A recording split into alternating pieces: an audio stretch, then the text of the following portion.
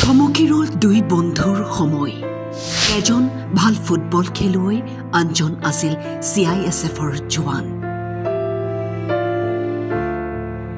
মৃগাংক দাস, বেকি মেধি আৰু নাই। বাক্সাৰ শিমলাত নিশা ভয়ংকৰ পথ দুৰ্ঘটনাত দুই বন্ধুই কৰুণ মৃত্যুক আঁকোৱালি ল'লে।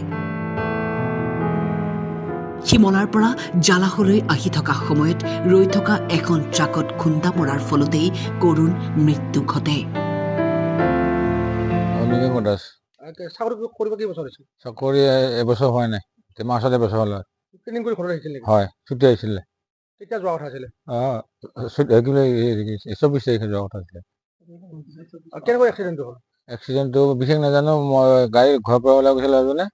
তাৰপিছত আমাৰ ওচৰতে শিমলা কি বুলি কয় বাছকাৰী চিপাই আমাৰ তাতে হাৱাত এক্সিডেণ্ট হৈছে বুলেটত। ল'ৰাজনক কথা কৈছে, মই ওলাই যাব কৈছে, মই মাহঁত যাম বুলি কৈছে। তাৰপিছত আহি নাপালে আকৌ ল'ৰাজনে। ৰাতিয়ে গম পাইছোঁ এক্সিডেণ্টটো, গম নাপাওঁ বাৰু। আশাটো ল'ৰাজনৰ লগত আৰু কিয় আশা চাকৰি কৰিব ভাল ধৰণে ঘৰৰ কথা কৈছে, ঘৰ চামলে এনেকৈ কৈছে। এতিয়া আৰু আমি বিশেষ কথা নাপাতোৱে সেনেকুৱা। দুই বন্ধুৰ কথাবোৰ ভবা ধৰণে নহল। আহিবলগীয়া দিনৰ বাবে সিঁচি থৈছিল সপোন, কিন্তু নিয়তিৰ লিখন কোনে পাৰে মচিব? হেঁপাহবোৰ থমকি ৰল, ৰৈ গল দুই বন্ধুৰ সময়। কি ক'ম, আমাৰ মুখৰ মাত হেৰাই গৈছে। এটা খুব মৰ্মান্তিক দুঃসংবাদ আমি যোৱা কালি প্ৰায় 9টামান বজাত সন্ধিয়া পালোঁ। আৰু আমাৰ গাঁৱৰে নিবাসী মঞ্জিত দাসৰ বৰপুত্ৰ, তেখেতৰ 3টা ল'ৰাৰ জ্যেষ্ঠ ল'ৰা। যোৱা মাৰ্চত তেওঁ আমাৰ গাঁৱৰ পৰা গৈ ঝাৰখণ্ডত CISF গ্ৰুপে জইন কৰিছিল আৰু CISFৰ ফায়াৰত তেওঁৰ চিলেকশ্যন হৈছিল। চিলেকশ্যন হৈ এই প্ৰথম এইবাৰ ছুটীত আহিছিল আৰু 20 দিনৰ ছুটীত আহিছিল।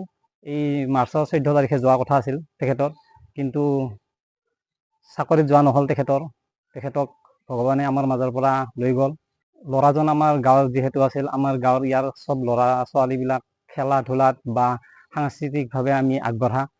তেওঁৰো এটা খুব সুন্দৰ সপোন আছিল, তেখেতে ঘৰখন ভাল কৰি তুলি তালি আগবঢ়াই নিব আৰু সংসাৰ কৰিব।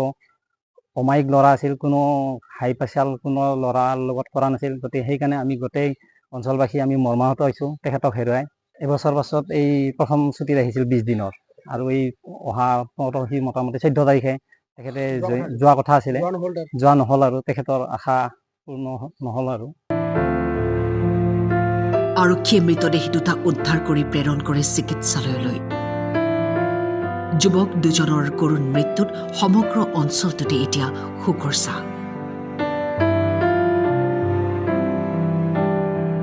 শালবাৰীৰ পৰা মানৱ কলিতাৰ ৰিপৰ্ট, টাইম 8।